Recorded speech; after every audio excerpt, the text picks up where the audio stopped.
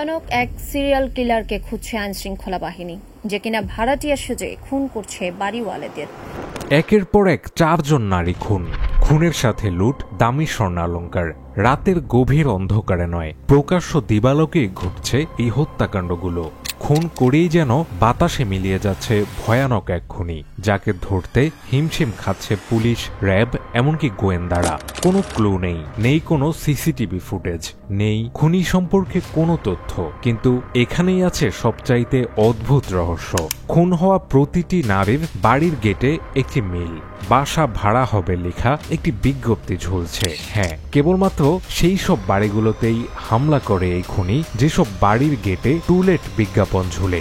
রাজধানীর দক্ষিণখান এলাকায় মাথা চাড়া দেয়া এমনই এক সিরিয়াল কিলারের পেছনে আজও তাড়া করে বেড়াচ্ছে র্যাব, পুলিশ সহ আইন শৃঙ্খলা বাহিনী। কিন্তু আজও অধরাই রয়ে গেছে সেই খুনি। আপনার বাড়িতেও কি টুলেট বিজ্ঞাপন ঝুলছে? তবে সাবধান, হয়তো আপনার কলিং বেলের সামনেই দাঁড়িয়ে আছে সেই রহস্যময় খুনি। শুরু করা যাক আমাদের আজকের ভিডিও, দক্ষিণখানের দানব।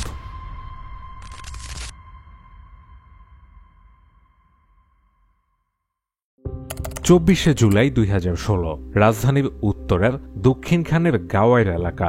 বাসা ভাড়া দেওয়ার জন্য নিজের বাড়িতে বিজ্ঞপ্তি জানিয়েছিলেন 50 বছর বয়সী শাহিদা বেগম। প্রতিদিনই বাসা দেখতে আসেন অনেকেই। এদিনও বাসা দেখতে আসেন এক যুবক। আগত যুবককে বাসা দেখাতে নেন শাহিদা বেগম নিজেই। তার কিছুক্ষণ পর বাড়ির অন্যান্য বাসিন্দারা সেই ফাঁকা বাসাতেই আবিষ্কার করে শাহিদা বেগমের রক্তাক্ত মরদেহ। সাথে আরেকটি বিষয় ছিল লক্ষণীয়, শাহিদা বেগমের ব্যবহৃত স্বর্ণালঙ্কার কোনোটি আর সাথে নেই। শুরুতেই ঘটনাটিকে বিচ্ছিন্ন ডাকাতির ঘটনা হিসেবেই ধরে নেয় সবাই। তদন্তে নামে দক্ষিণখান থানা পুলিশ, কিন্তু খুনি সম্পর্কে জানা যায় না কিছুই। এই হত্যার মোটিভ সম্পর্কে পুলিশ উল্লেখ করেছিল নিছক ডাকাতি কিংবা পূর্ব শত্রুতার জেরে ওই নারী খুন হয়েছেন। কিন্তু পুলিশের ভুল ভাঙে যখন 1 মাসের মাথায় একই কায়দায় খুন হন আরেকজন নারী। 21শে অগস্ট 2016 দক্ষিণখানের তেঁতুলতলা রোড।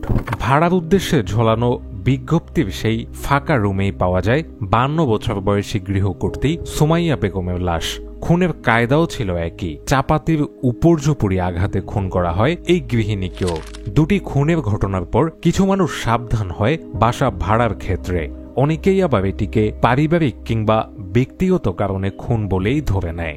পুলিশ শুরু করে জোর তদন্ত, কিন্তু না, খুনির টার্গেট হয়তো কেবল নারীরা, আর তার মূল হাতিয়ার চাপাতি। এই দুটো তথ্য ছাড়া আর কিছুই পাওয়া যায় না খুনি সম্পর্কে। খুনের স্থানেও পাওয়া যায় না খুনির ফেলে যাওয়া কোনো ক্লু। যেন অদৃশ্য রূপে আসে এই খুনি, আর অদৃশ্য রূপেই ফিরে যায়। যে অপরাধ করার যে প্রক্রিয়া বা ধরন, সেগুলো কিন্তু মোরাললেস একই। যেহেতু একই, হয়তো হতে পারে যে একই ব্যক্তি এই ঘটনাটি সংগঠন করেছে। 31শে অগস্ট 2016 দক্ষিণখানের মুন্সি মার্কেট এলাকা। দ্বিতীয় খুনের মাত্র 10 দিনের মাথায় আবারও হাজির হয় সেই অধরা খুনি। এবারের শিকার 56 বছর বয়সী জেবুন্নেছা চৌধুরী। তবে মারাত্মক আহত হলেও প্রাণে বেঁচে যান তিনি। আইনশৃঙ্খলা বাহিনীর সদস্যরা এসব হত্যাকাণ্ডের কারণ বিশ্লেষণ করে অনেকটা নিশ্চিত হয়েছেন হত্যার পেছনে কোনো সিরিয়াল কিলার জড়িত আছে। তদন্ত সংশ্লিষ্ট কর্মকর্তারা হত্যাকাণ্ডের মোটিভ দেখে ধারণা করছেন সবকয়টি হত্যাকাণ্ডের সঙ্গে জড়িত কেবলমাত্র একজন ব্যক্তি। তবে মামলার তদন্ত করতে গিয়ে কোনোই কুল কিনারা পায়নি তারা। তদন্ত কর্মকর্তা পরিবর্তন, প্রথাগত পদ্ধতির পাশাপাশি প্রযুক্তির ব্যবহার এবং তদন্তের কৌশল পাল্টেও উদ্ঘাটন করা সম্ভব হয়নি রহস্য। কেবল কি স্বর্ণালঙ্কার চুরি, নাকি অন্য কোনো কারণে এই হত্যাকাণ্ড, তারও কোনো উত্তর খুঁজে পায় না পুলিশ। কারণ যদি স্বর্ণ চুরি হতো তবে অধিকাংশ ক্ষেত্রেই খুনির খুন করার প্রয়োজন পড়ত না, কারণ ভিকটিমরা সবাই বেশ বয়স্ক। এক্ষেত্রে খুন না করেও খুনি চাইলে সহজেই তাদের ব্যবহৃত স্বর্ণালঙ্কার লুট করতে পারতেন। ঘনবসতিপূর্ণ এবং ঘিঞ্জি রাজধানীর উত্তরখান ও দক্ষিণখান এলাকায় গত 1 মাস ধরে নির্ঘুম রাত কাটাচ্ছেন নারীরা। 7ই সেপ্টেম্বর 2016 দক্ষিণখানের গাওয়াইর এলাকা। সমস্ত দক্ষিণখান ব্যাপী পুলিশের জাল, বেড়েছে টহল, সামাজিকভাবেও সোচ্চার মানুষ। কিন্তু এ সমস্ত আয়োজনকে যেন হেসে উড়িয়ে দিলেন সেই খুনি। তৃতীয় খুনের মাত্র 7 দিনের মাথায় প্রথম খুনের এলাকাতেই আবারও আবির্ভাব ঘটে এই বেপরোয়া খুনির। এবারের শিকার 48 বছর বয়সী গৃহকর্ত্রী ওয়াহিদা আক্তার। ঘটনাস্থলের সিসিটিভি ফুটেজ বিশ্লেষণ করে খুনি সম্পর্কে প্রথমবারের মতো কিছু জানতে পারে পুলিশ। এই খুনির বয়স আনুমানিক 25 থেকে 30 বছর। তার মাথায় চুল ছোট ছোট, গায়ের রং ফর্সা এবং কাঁধে একটি ব্যাগ ঝোলানো ছিল। মূলত ওই ব্যাগেই চাপাতি বহন করত খুনি। আর বাহ্যিকভাবে তাকে দেখতে ভদ্র এবং চাকরিজীবী মনে হয়, সবারই সন্দেহের ঊর্ধ্বে থাকে সেই খুনি।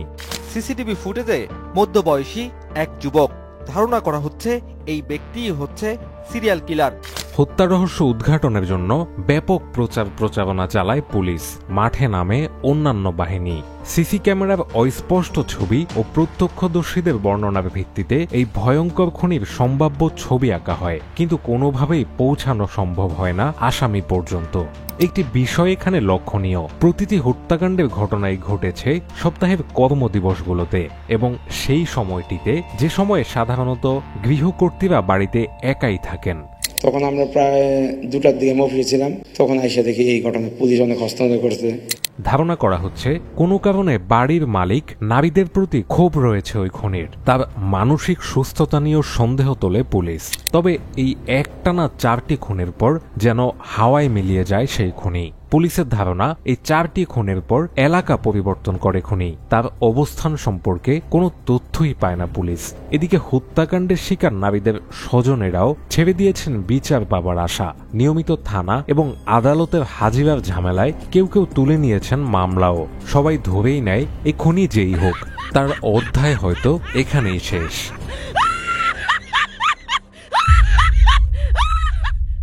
8ই মার্চ 2018 তেজগাঁও থানার পশ্চিম নাখালপাড়া রসুল ভিলা নামে 5তলা এই বাড়িতে খুন হয় 60 বছর বয়সী বৃদ্ধা আমেনা বেগম। ওই দিন বাড়ি ভাড়া নেয়ার নাম করে এক ব্যক্তি ওই বাড়ির 2য় তলায় যায়। পরে বাড়ির মালিক আমিনা বেগমকে নিয়ে নিচতলায় নামে। নিচতলার পার্কিংয়েই পরবর্তীতে পাওয়া যায় আমিনা বেগমের মরদেহ। এই ঘটনার তদন্তে নেমে পুলিশ মিল খুঁজে পায় দক্ষিণখানের সেই 4 খুনের সাথে। নিহতের বয়স, খুনের দিন ও সময় সবকিছুই মিলে যায় 2 বছর আগে ঘটা দক্ষিণখানের সেই ধারাবাহিক খুনের সঙ্গে। অর্থাৎ দক্ষিণখানের সেই দানব হারিয়ে যায়নি, বরং পরিবর্তন করেছে তার শিকারের স্থান। ডিবি পুলিশ তদন্ত করেও কোনো ক্লুই বের করতে পারেনি সেই খুনের। জানা যায় ওই বৃদ্ধাকে যে বাড়িতে হত্যা করা হয়েছে সে বাড়ি এবং গলিতে কোনো সিসিটিভি ক্যামেরা ছিল না। মূল সড়কে একটি সিসিটিভি ক্যামেরা ফুটেজ পাওয়া গিয়েছিল, কিন্তু সেখানে কোনো সন্দেহভাজনকে চিহ্নিত করা যায়নি। পুলিশের ধারণা এই খুনির জীবনে হয়তো এমন কোনো ঘটনা ঘটেছে যে কারণে মধ্যবয়সী ধনাঢ্য পরিবারের নারীদের হত্যা করছে সে। সুসংগঠিত এবং সুপরিকল্পিতভাবে মধ্যবয়সী নারীদের টার্গেট করে হত্যা করছে ওই যুবক। হত্যার ধরন দেখে এটি নিশ্চিত হওয়া গেছে যে খুনি চাপাতি চালনায় পারদর্শী। দ্রুততম সময়ে পেছন থেকে আতর্কিত হামলা চালিয়ে নারীদের খুন করে সে। খুনের পর কোনো প্রমাণ রাখছে না খুনি। এছাড়াও খুনের পূর্বে সড়কে কিংবা বাড়িতে সিসিটিভি ক্যামেরা আছে কিনা এটিও খুব সচেতনভাবে এবং সতর্কভাবে পর্যবেক্ষণ করে খুনি। তারপরেই সে টার্গেট করে বাড়িকে। পুলিশের পাশাপাশি কাউন্টার টেরোরিজম ইউনিট, ডিবি ও র্যাব সহ আইনশৃঙ্খলা বাহিনী আজও তৎপর এই সিরিয়াল কিলারের সন্ধানে। কিন্তু আজও সবার অন্তরালে ঘুরে বেড়াচ্ছে সেই খুনি। কে জানে তার নতুন ঠিকানা হয়তো আপনার এলাকাতেই। সতর্কতা এবং সচেতনতাই পারে আমাদের এ ধরনের মর্মান্তিক ঘটনা থেকে রক্ষা করতে। বাড়িতে একা থাকা অবস্থায় কোনো অবস্থাতেই অপরিচিত ব্যক্তিকে প্রবেশের অনুমতি দেয়া কখনোই উচিত নয়। সন্দেহজনক কিছু দেখলে দেরি না করে অনতিবিলম্বে আইনশৃঙ্খলা বাহিনীকে জানানো উচিত। বাড়ির নিরাপত্তা নিশ্চিত করতে সিসিটিভি ক্যামেরা স্থাপন, গেট সবসময় বন্ধ রাখা এবং অপরিচিত কারো সাথে একা সাক্ষাৎ না করা, এসব সতর্কতা মেনে চলা অত্যন্ত জরুরি। তবে আমাদের সমাজে এমন অনেক মা বোন আছেন যারা এসব বিষয়ে হয়তো জানেন না বা সচেতন নয়। তাই অনুরোধ করব ভিডিওটি নিজে দেখার পাশাপাশি দেখাবেন আপনার পরিবারের সেই মানুষটিকে যিনি সকলের অনুপস্থিতিতে বাড়িতে একাই থাকেন। আপনার সচেতনতা এবং সজাগ দৃষ্টি শুধু আপনাকেই নয়, আপনার প্রিয়জনের জীবনও নিরাপদ রাখতে পারে।